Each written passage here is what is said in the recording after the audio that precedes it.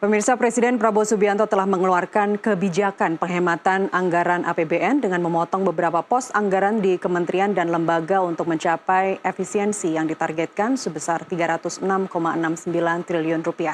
Evaluasi penggunaan dana mulai dilakukan sejak terbitnya Instruksi Presiden Nomor 1 Tahun 2025 tentang efisiensi belanja dalam pelaksanaan APBN dan APBD tahun anggaran 2025. Dan untuk membahas apakah penghematan anggaran APBN itu akan efisien dan juga apakah akan berpengaruh signifikan terhadap target pertumbuhan ekonomi 8% yang menjadi salah satu target Presiden Prabowo Subianto. Untuk membahasnya bersama kami sudah hadir melalui Zoom. Ada Wakil Direktur Indef Eko Listianto dan nanti akan bergabung di studio Melkias Markus Mekeng dari anggota Komisi 11 DPR. Pak Eko, selamat sore. Terima kasih sudah hadir. Ya, selamat sore Mbak Nastiti. Baik, sebelum kita mulai diskusi, Pak Eko dan pemirsa, kita simak terlebih dahulu pernyataan Presiden Prabowo Subianto soal hemat anggaran perjalanan dinas. Berikut ini. Saya tegaskan kembali bahwa hal-hal di luar itu yang bersifat seremoni, upacara, merayakan ulang tahun ini, ulang tahun itu, hari ini, hari itu, kita tidak anggarkan. Perayaan sejarah, perayaan ulang tahun laksanakan secara sederhana di kantor, di ruangan. Kalau perlu yang hadir hanya 15 orang, sisanya divikonkan. Kita bisa menghemat 20 triliun lebih. Kalau kita hitung 20 triliun, berapa puluh ribu sekolah, gedung sekolah bisa kita perbaiki. Saya minta loyalitas semua menteri, semua kepala badan untuk patuh dalam hal ini, ya. Dan saya terima kasih kepada tim keuangan yang telah menjalankan penyisiran, kajian terhadap anggaran sampai serinci-rincinya. Baik, langsung kita mulai dialog. Pak Eko, terhadap pernyataan Pak Bro tadi, mungkinkah itu dilakukan? Ya mungkin aja ya, karena kan ini berada di dalam kendali presiden ya dan pemerintah lah, kira-kira begitu ya. Jadi kalau ada instruksi yang jelas, ada ukuran-ukuran yang jelas, saya rasa ya secara teknis itu bisa dilakukan ya, pemangkasan itu begitu kan. Tapi itu sampai satuan terkecil, Pak Eko. Benar, iya. Tapi itu memungkinkan begitu. Pada akhirnya nanti kan ada katakanlah misalkan gambaran ya, misalkan Kementerian A atau lembaga A harus dipotong berapa persen. Nah, Ya. dan mekanisme yang unik adalah kemudian persentase dan mana yang harus dipotong itu ditentukan oleh kementerian itu sendiri kan sebetulnya ya, secara umum ya. Jadi pemerintah memberikan guidance, katakanlah tidak boleh yang sifatnya gaji misalkan gitu ya, ataupun bantuan sosial begitu, tapi yang lain-lain ya, ATK, katakanlah tadi disebut ya, seminar dan seterusnya, itu menurut saya secara teknis mungkin ya, sehingga itu juga artinya ini bisa dilakukan begitu, tapi semuanya pasti punya implikasi begitu. Oke, dampak dari penghematan ini apa saja yang dikorbankan? Ya jadi gini, sebetulnya Mbak Nastiti ya, uangnya itu kan ada gitu. Jadi uangnya ini mau dipakai untuk apa kan, kira-kira begitu. Jadi anggaran ini ada, tinggal nanti kalau di dalam apa istilahnya ya, pelaksanaannya itu, uang itu apakah mau dipakai untuk beli ATK, mau dipakai untuk katakanlah membuat acara seremoni tertentu begitu, atau realokasi begitu ya, kemana, misalkan nih kepada suatu bentuk-bentuk belanja yang lebih produktif ya, misalkan entah ke belanja modal ya, mendorong infrastruktur ataupun bentuk yang lain gitu ya, termasuk yang sebetulnya kita tahu lah ya gitu ya, bahwa nanti hasil efisiensi ini kan untuk menambah MBG salah satunya ya, kemungkinan besar kan begitu. Nah dari situ sebetulnya kita bisa juga melihat ya, kira-kira ke perekonomian seperti apa gitu. Jadi dua-duanya menimbulkan multiplier effect, tapi dugaan saya kalau bisa lebih ke belanja yang produktif gitu ya, itu kemungkinan justru malah lebih bagus begitu. Dan memang pada faktanya banyak juga terjadi inefisiensi di dalam belanja-belanja pemerintah saat ini begitu. Ya. Tapi sebenarnya dari daerah sudah pada teriak semua ini Pak Eko. Tapi tentang keuangan daerah kita lanjutkan di segmen berikutnya. Nanti di segmen ini kita fokus terhadap penghematan anggaran saja. Terkait dengan misalnya tadi yang Anda sebutkan, efek multiplier, apa yang terbesar? Ya, kalau bicara realokasi begitu ya, yang paling dibutuhkan masyarakat saat ini dari intervensi dari APBN itu sebetulnya adalah penciptaan lapangan kerja. Karena isunya itu daya beli ya, mereka baru bisa punya daya beli kalau bekerja begitu. Nah, menurut saya kalaupun programnya adalah Asta Cita, ya katakanlah alokasikan untuk yang program-program yang memang punya sisi strategis untuk menciptakan lapangan kerja ya, baik di formal bahkan juga di non formal, katakanlah begitu. Misalkan swasembada pangan ini program penting yang sebetulnya dia bisa mendorong penciptaan lapangan kerja kan begitu, petaninya ya dan sampai ke sisi distribusi dan hilirnya begitu. Nah, itu yang sifatnya mungkin menyerap, ada informalnya juga begitu. Nah, yang formal ya industri sebetulnya Mbak Nastiti ya, itu yang paling penting begitu, karena bagaimanapun industri ini butuh ditolong ya. Kalau kita lihat kan kemarin dirilis oleh BPS ya, pertumbuhannya sudah di bawah pertumbuhan ekonomi ya, dan dari aspek gejala-gejalanya ini memang terus menurun begitu. Nah, kalau tidak ada upaya serius mengatasi persoalan di industri, maka ya impian untuk tumbuh di atas 5% memang sulit begitu, karena pertumbuhan bagaimanapun negara-negara berkembang yang lain itu yang mampu tumbuh di atas 5% itu juga support industrinya kuat begitu. Nah, jadi kira-kira begitulah gambarannya ya. Jadi harapannya sih nanti efisiensi yang didapat dari katakanlah diet anggaran ini gitu ya, itu bisa dipakai untuk belanja yang lebih produktif. Oke. Tadi kalau Anda katakan bahwa multiplier effect itu pasti akan terjadi dan tidak bisa untuk dihindarkan begitu. Apakah Anda juga melihat bahwa upaya-upaya yang didesain saat ini masih kurang serius? Sebetulnya impres ini bentuk keseriusan ya untuk merubah habit, kira-kira gitu. Toh pada faktanya misalkan ya, katakanlah misalkan yang mau diefisienkan adalah rapat-rapat begitu yang mungkin lebih banyak dilakukan mungkin di luar kota dan seterusnya, itu kan maunya diringkes. Pada faktanya juga sebetulnya ASN juga sudah sangat familiar kan dengan misalkan menggunakan platform-platform video online begitu ya. Dan itu kan sebenarnya harusnya ada efisiensi di situ.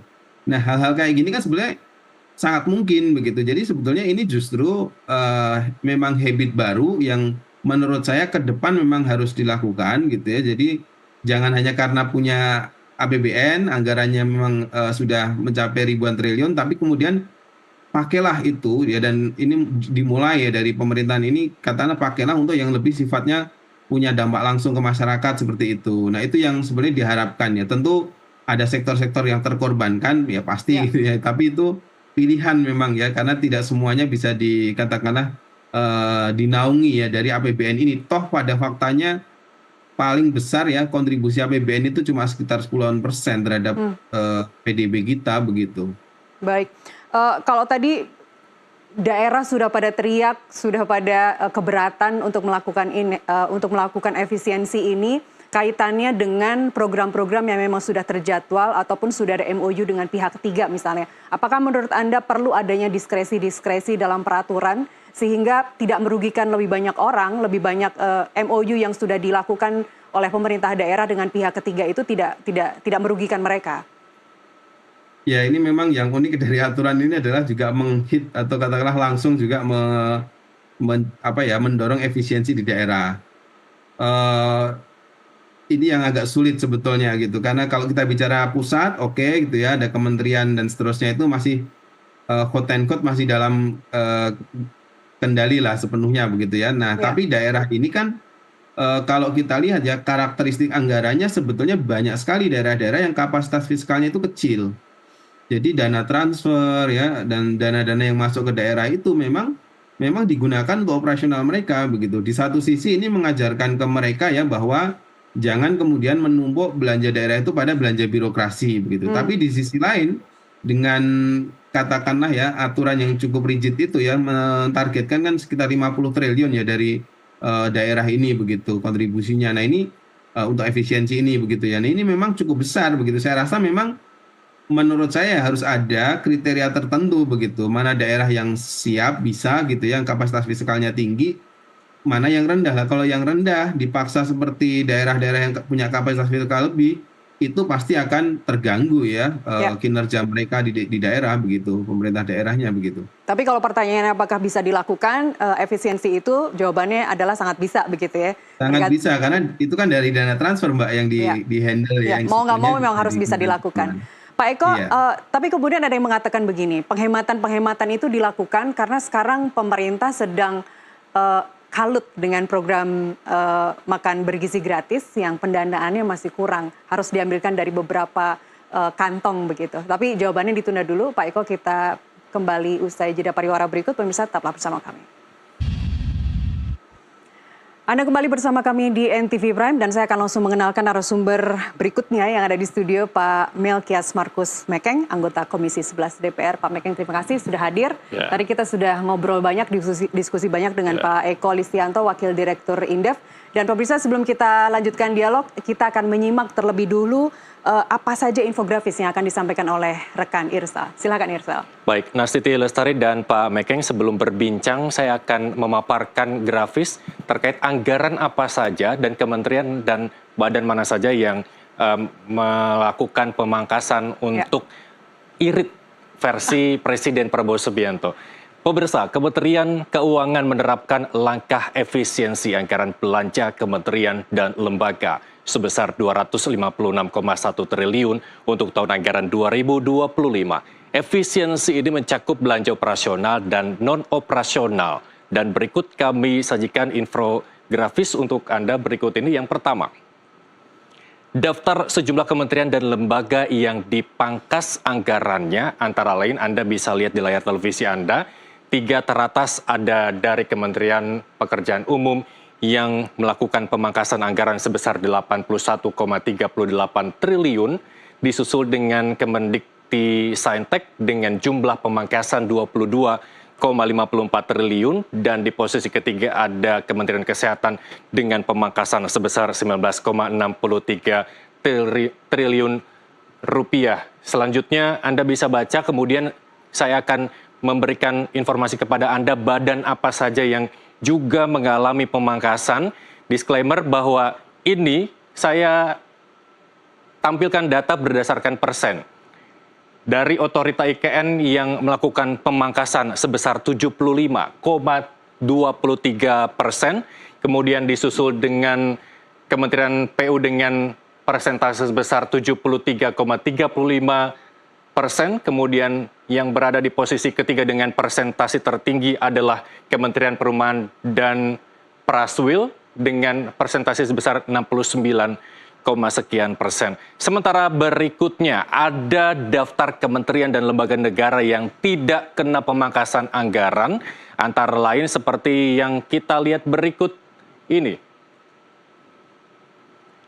Kementerian dan lembaga yang tidak kena pemangkasan di 3 teratas ada Kementerian Pertahanan di peringkat pertama dengan anggaran 166,26 triliun rupiah, dan kemudian ada Lembaga Polri dengan total 126,64 triliun, sedangkan Badan Gizi Nasional 71 triliun, serta lembaga-lembaga lain yang juga tidak kena pemangkasan seperti yang Anda lihat di layar televisi Anda.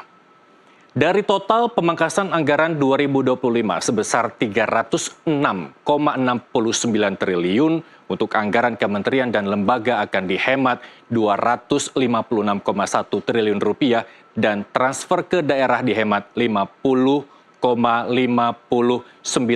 triliun, seperti yang kita lihat berikut ini. Dan selanjutnya, untuk item efisiensi transfer ke daerah terdiri atas kurang bayar bagi hasil, di slide berikutnya seperti ini, dana alokasi umum, dana alokasi khusus fisik, dana otonomi khusus, dan keistimewaan daerah istimewa Yogyakarta, serta dana desa. Terakhir, untuk Anda, sasaran pemangkasan dana alokasi khusus fisik terdiri atas dana di bidang pangan pertanian, dana di bidang pangan akuatik, dan bidang konektivitas serta infrastruktur jalan dan irigasi. Demikian pemirsa, informasi terkait dengan langkah efisiensi yang dilakukan oleh pemerintahan Presiden Prabowo Subianto dan Gibran Raka Buming Raka untuk kementerian dan juga lembaga di tahun 2025. Selanjutnya akan dielaborasi Nastiti bersama Pak Mekeng dan juga narasumber lain. Silakan. Baik, Irsal, terima kasih. Pak Mekeng, tadi kalau kita lihat paparan Irsal, kementerian hampir semuanya dipapas, tapi kemudian Kementerian Pertahanan tidak sama sekali. Justru anggarannya 166,26 triliun rupiah. Anda meskipun Anda di Komisi 11, gudangnya pengaturan duit di situ. Apa yang terjadi? Ya, yang pertama saya sepakat dengan Pak Prabowo, Presiden kita, untuk melakukan reformasi dari sisi anggaran. Besar-besaran itu, Pak? Itu tidak apa-apa. Mungkin ini masih belum terlalu besar. Menurut saya masih lebih banyak yang bisa dipangkas. Oh ya? Karena kan kita harus lihat bahwa kalau kita lihat dari tahun ke tahun, dulu saya ketua Badan Anggaran tahun 2010, itu APBN-nya masih sekitar di bawah 2.000 triliun. Sekarang sudah 3.600 triliun. Tapi yang dirasakan oleh masyarakat nih kok sama aja gitu. Ada peningkatan yang cukup besar dari sisi APBN, ya penerimaan dan pengeluaran, tapi kok masyarakatnya tetap sama. Petaninya miskin, nelayannya miskin, sekolah-sekolah yang rusak masih banyak, kesehatan juga merusak. Ini ada sesuatu yang nggak benar. Dan menurut hemat saya, Pak Prabowo langsung menembak ke jantungnya bahwa ini ada anggaran yang tidak tepat sasaran. Jadi mestinya setiap anggaran yang dikeluarkan oleh negara itu harus bisa memperlihatkan tingkat kesejahteraan yang ada di masyarakat. Kita tidak boleh hanya puas bahwa inflasi terkendali 1-2%, kurs terkendali, pertumbuhan ekonomi boleh dibilang tinggi. Tapi kalau rakyatnya tidak merasakan ini there must be something wrong. Dan yang pertama kali adalah tidak efisien. Makanya cukup besar kayak misalnya anggaran yang dipotong besar juga tuh yang saya dengar anggaran infrastruktur. Ya. Terus karena orang bisa berpikir bahwa infrastruktur itu hanya dinikmati oleh orang-orang yang berduit, misalnya jalan tol segala macam. Tapi kita juga harus pikir bahwa dengan adanya jalan tol, supply chain itu kan jauh lebih lancar. Tapi kalau itu lancar, mestinya masyarakatnya bisa lebih sejahtera dong. Ini kan yang selalu ditekankan oleh Pak Prabowo adalah kesejahteraan dan keadilan. Nah ini belum nyampe, belum tercermin dari peningkatan PDB kita dengan tingkat kesejahteraan rakyatnya. Okay. Itu realistis yang harus kita lihat gitu. Masih banyak orang yang miskin sekali, ya, masih banyak rakyat yang hidupnya, rumahnya sangat tidak layak. Masih banyak rakyat yang tidak bisa ke rumah sakit karena tidak ikut BPJS dan segala macam ininya. Jadi menurut hemat saya ini belum terlalu besar. Okay. Mungkin yang harus lebih hemat lagi, menurut hemat saya, belanja modal daripada departemen-departemen. Nah, karena rente perantara di antara yang belanja modal ini masih terlalu panjang, dan ini yang membuat kos kita jadi mahal. Oke, tapi kalau kembali ke pertanyaan saya tadi, Pak, hampir semua kementerian dipangkas, lembaga dipangkas, Kemenhan tidak? Ya, mungkin ada prioritas yang di Kemhan yang harus dilaksanakan. Apa itu karena, misalnya? Ya, kita kan juga lihat bahwa sekarang di dunia ini terjadi perang antara negara-negara, ya kan? Misalnya Rusia, Ukraina, terus yang Israel dengan Palestina. Nah, kita juga harus siap-siap diri dong. Jangan juga kita terlalu terlena dengan yang lain, terus kita punya pertahanan keamanan kita lengah. Baik. Nah, itu termasuk juga keuangan di Polri, di Kejagung, dan juga Mahkamah Agung misalnya tidak mengalami pemangkasan. Saya ke Pak Eko. Pak Eko, apa yang terjadi? Kenapa Kementerian Pertahanan menjadi kementerian yang tidak dipotong anggarannya? Ya, memang tidak ada penjelasan khusus ya dari pemerintah ya. Tapi secara umum ya, mungkin kemungkinan ya kalau kita lihat ini kan berkaitan dengan mungkin anggaran-anggaran yang sifatnya multi years gitu ya. Kalau kita lihat kan katakanlah belanja senjata dan seterusnya itu ya, alutsista gitu itu punya dampak kepada pembayaran yang biasanya multi years ya. Itu dugaan saya saja gitu, karena secara umum memang aspek ini kan biasanya memang katakanlah ya tidak bisa segera. Ini berbeda dengan katakanlah yang di instruksi itu kan sebetulnya lebih banyak yang sifatnya memang hanya dalam periode 1 tahun kan begitu ya. Perjalanan dinas, terus kemudian juga kegiatan-kegiatan seremonial begitu ya, ATK ya yang dan beberapa aspek yang sebetulnya memang bisa dikendalikan ya. Jadi ini sebetulnya mungkin aspek teknisnya gitu. Walaupun memang ya kalau sebagai bentuk keadilan menurut saya harusnya juga dievaluasi begitu ya. Bagaimana kalau kemudian anggaran-anggaran yang memang katakanlah walaupun itu ada di katakanlah badan-badan pemeriksa ataupun juga di aparat keamanan begitu ya, tapi kalau sifatnya itu bisa diefisienkan dan bisa kemudian direalokasikan untuk yang lebih produktif ya, untuk kesejahteraan mereka misalkan begitu ya, itu menurut saya lebih ini juga gitu. Jadi ini memang satu langkah yang cukup ini ya strategis begitu. Oke, Pak Eko, yang juga tidak dipotong adalah Badan Gizi Nasional dan bahkan nantinya kan akan ditambah lagi 100 triliun pada akhir tahun ini, Pak Meking kalau tidak salah ya, tambah lagi 100 triliun. Tapi kemudian ini sepertinya menguatkan di luaran sana bahwa ada skeptisisme bahwa anggaran makan bergizi gratis yang pemerintah saat ini sedang kalut, mau ditambah dari mana anggarannya. Itu menurut Anda Pak Eko, apakah dari penghematan-penghematan ini untuk membiayai program-program pemerintah, salah satunya MBG? Iya, tentunya itu ya, dugaan kita pasti akan ngarah sana gitu, karena kan hitung-hitungan awal ya MBG kalau cuma 71 triliun memang tidak banyak katakanlah siswa yang bisa dilayani begitu. Nah sehingga kemudian butuh anggaran lebih begitu ya. Indef juga menghitung kalau dengan katakanlah per pack-nya 10.000 ya, at least tuh butuh memang 250 triliun sebetulnya di tahun ini begitu ya, sehingga angkanya kalaupun ditambah 100 belum bisa tuh 82,9 juta itu ya terlayani semuanya begitu. Sehingga memang ke arah situ, tapi kita harapkan jangan kemudian efisiensi 300-an triliun itu kemudian semuanya mengalir kepada MBG begitu, karena sebetulnya ada beberapa program pemerintah menurut saya yang cukup bagus juga begitu untuk disupport melalui efisiensi begitu. Pada IKN maksudnya? Kenapa? IKN maksud Anda?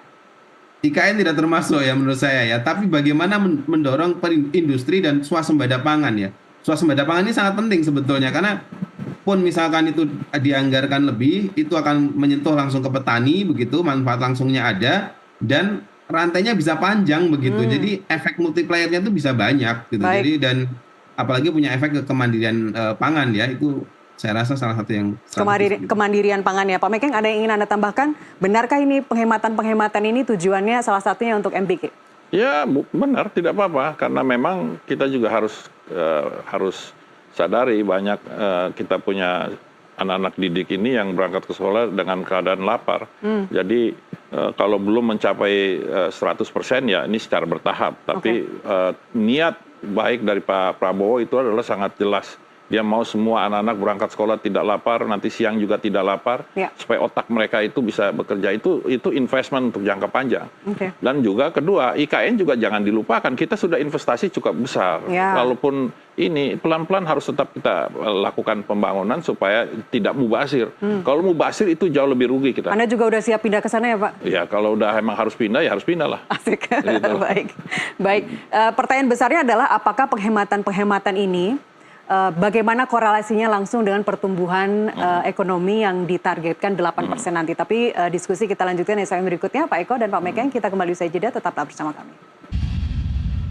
Kita lanjutkan dialog. Hemat anggaran pemerintah kencangkan ikat pinggang. Di studio saya masih bersama Pak Eko dari Indef dan Pak Meking dari anggota Komisi 11 DPR RI.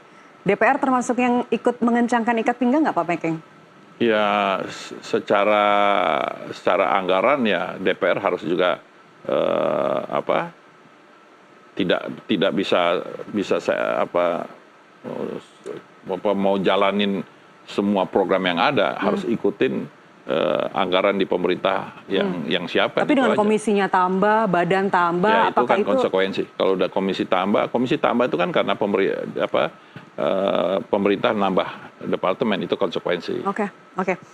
Saya ke Pak Eko. Pak Eko, seperti apa sebenarnya korelasinya atau apakah memang ada korelasi secara langsung penghematan anggaran di kementerian lembaga dengan pertumbuhan ekonomi yang ditargetkan?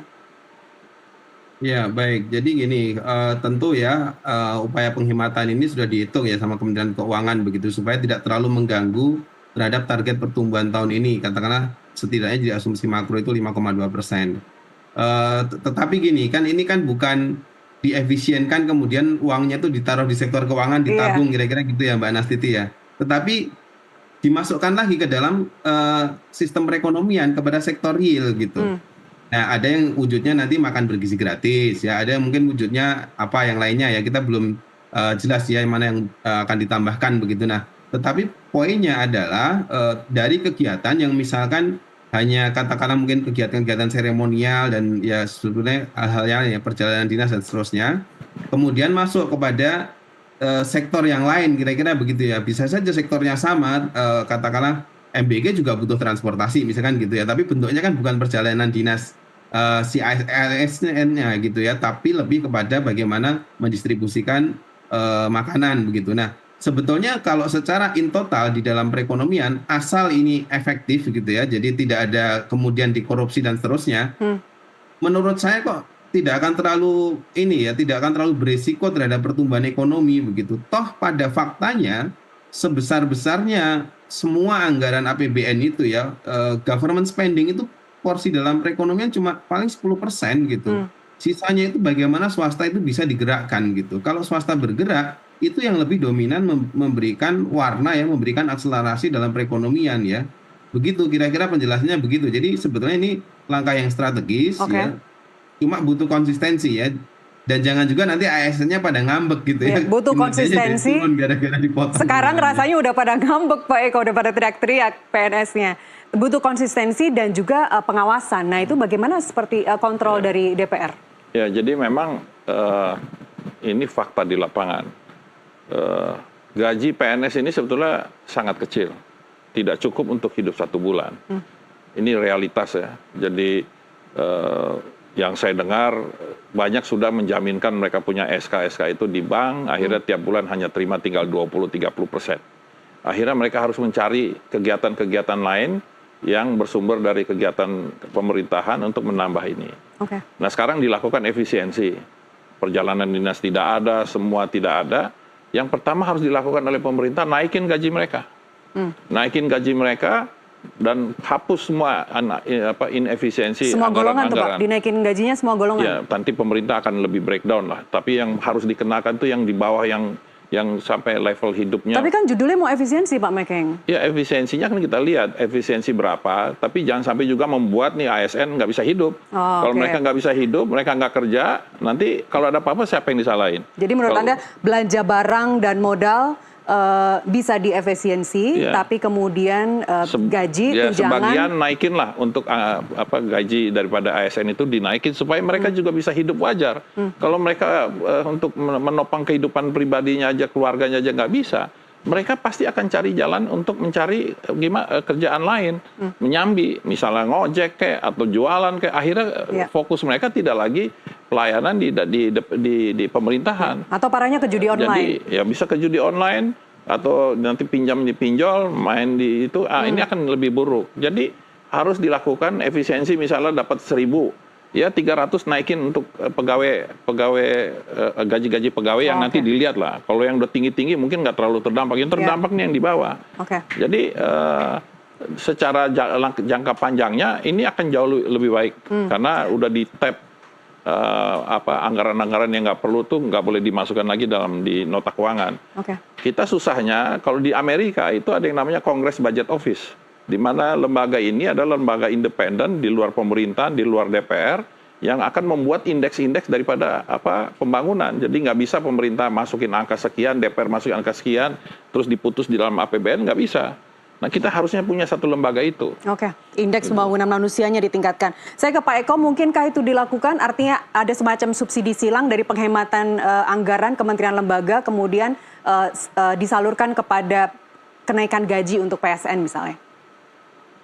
Iya, dalam tahap awal sih menurut saya jangan buru-buru untuk menaikkan gaji gitu ya. Artinya kita lihat dulu konsistensi dari efisiensi ini, begitu Mbak Nastiti ya. Kenapa? Karena bisa saja ini tidak dalam setahun itu akan berjalan terus gitu ya. Mungkin di awal-awal karena di awal-awal pengawasannya kan ketat gitu ya, nggak boleh bikin kegiatan ini itu yang bisa di-online-kan begitu ya, efisiensi ini dilakukan. Tapi lama-lama kadang-kadang perilakunya balik lagi, karena ini kan sudah bertahun-tahun ya kegiatan yang sifatnya inefisien ini begitu. Sehingga menurut saya kita lihat dulu gitu, kalau misalkan itu ternyata performnya tetap bagus, ya menurut saya sih ada apresiasi juga perlu ya untuk ASN begitu, sehingga pun misalkan ada efisiensi untuk mengurangi perjalanan dinas mereka gitu ya, dan juga katakanlah rapat-rapat mungkin katakanlah di luar kota dan seterusnya itu gitu, tapi terkompensasi begitu ya melalui insentif langsung ke mereka. Nah, saya rasa mungkin juga bisa saja bentuknya adalah bentuk-bentuk kebijakan insentif pada kementerian-kementerian lembaga yang mampu melaksanakan efisiensi ya.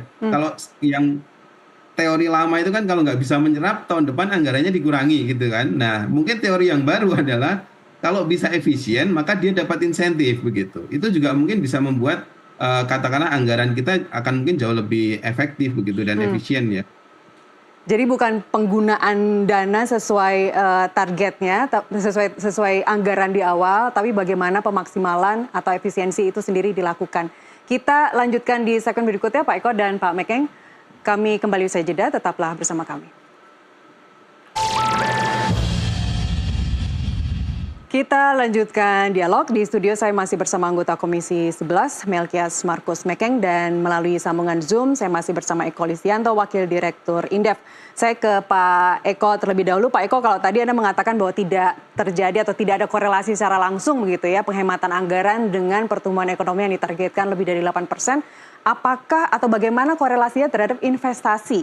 Karena Menteri Menko Perekonomian Pak Erlangga Hartarto bilang kalau mau pertumbuhannya di 2029 nanti 8% lebih, ini artinya investasi harus dinaikkan, harus tumbuh 10%. Ya, kalau investasi tentu ini berkaitan langsung ya di dalam konteks mendorong pertumbuhan ekonomi begitu.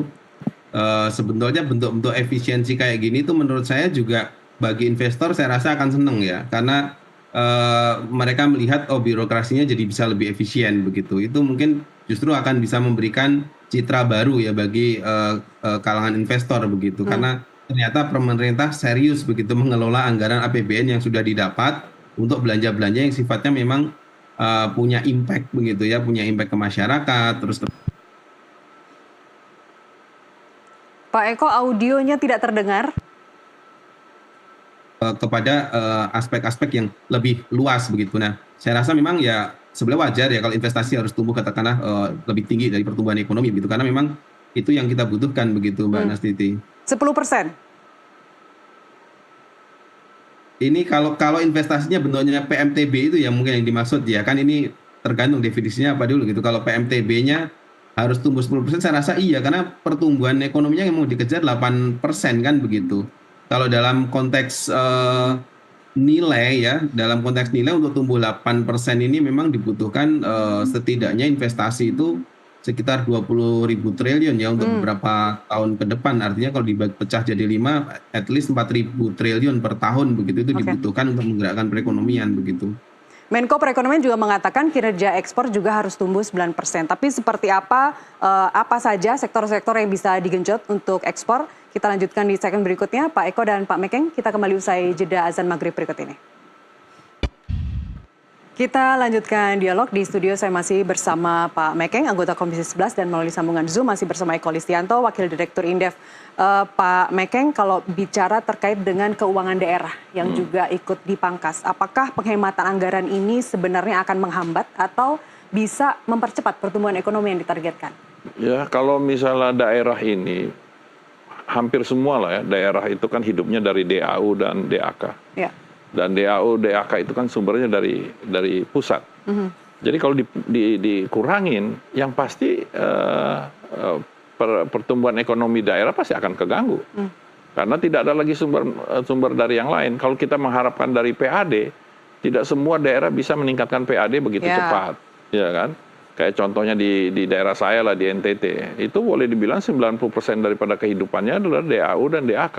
Nah kalau DAU, DAK dipangkas, pasti akan melambat pertumbuhan ekonomi daerahnya. Tapi bukannya sektor turis di sana bisa untuk menambah PAD? Turis itu kan banyak faktor yang harus diperbaiki. Sekarang tiket pesawat ke kampung saya itu jauh lebih mahal daripada kita kalau ke Taiwan, ke Korea, ke Singapura apalagi. Jadi orang banyak pilihan. Nah ini harus diberesin oleh Menteri Pariwisata, bahwa dia kerjasama dengan airline supaya tiketnya murah, orang datang ke sana, pertumbuhan ekonomi terjadi. Tapi kalau tidak terjadi itu, ya hanya harapannya dari DAU dan DAK, gitu loh. Agak susah untuk itu kalau di Indonesia Timur. Kalau kita bicara di sektor Jawa misalnya, apakah itu juga akan berpengaruh? Atau mereka tentu bisa menggenjot PAD dari situ? Nggak semudah juga itu kan, kan ini kan semua tergantung inovasi daripada pimpinan daerahnya. Kalau pimpinan daerahnya tidak punya inovasi, hanya mengandalkan DAU DAK juga pasti akan stuck. Jadi sumber pendanaan dari APBD itu kan daudak plus PAD. Kalau daudaknya agak dikencangin, PAD-nya harus dinaikin dong. Nah tapi bagaimana menaikkan PAD? Banyak yang faktor yang harus diperbaiki, tidak bisa serta-merta langsung diperbaiki, PAD-nya naik. Jadi tergantung daerahnya, tergantung wilayahnya. Tergantung daerahnya, tergantung pemimpinnya. Tergantung pemimpinnya, oke. Pak Eko, gimana caranya agar pembangunan daerah tidak terhambat seiring kebijakan penghematan anggaran? Audionya masih belum terdengar, Pak Eko? Halo? Ya, silakan. Ya, jadi begini Mbak Nastiti ya, tadi seperti saya sampaikan di awal tadi begitu, bahwa ini agak beda nih kalau suruh daerah juga melakukan pengetatan anggaran, itu sebagian besar daerah itu kapasitas fiskalnya itu rendah begitu ya.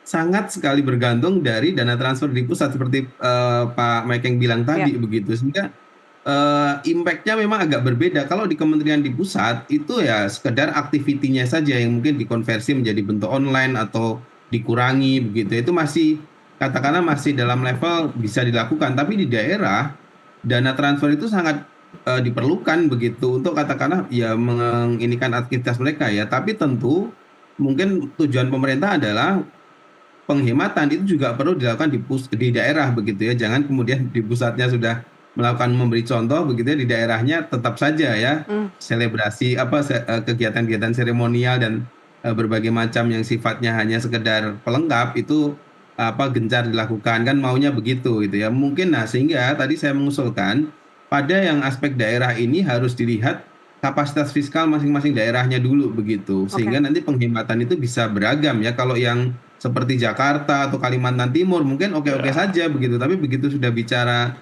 tadi ya katakanlah NTT atau daerah-daerah lain ya di Indonesia Timur, itu mungkin ceritanya berbeda begitu.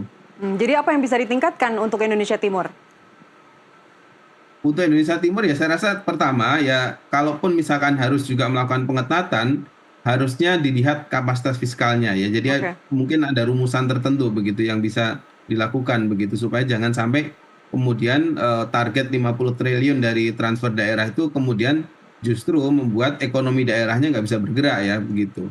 Baik, terkait skema belanja misalnya di pemerintah, skema belanja pemerintah pusat dan transfer ke daerah, kalau tadi kita bicara Indonesia Timur atau kita bicara keseluruhan wilayah deh, bagaimana caranya lebih mengedepankan otonomi keuangan daerah masing-masing? Kita bicara di Jawa dulu misalnya Pak Eko.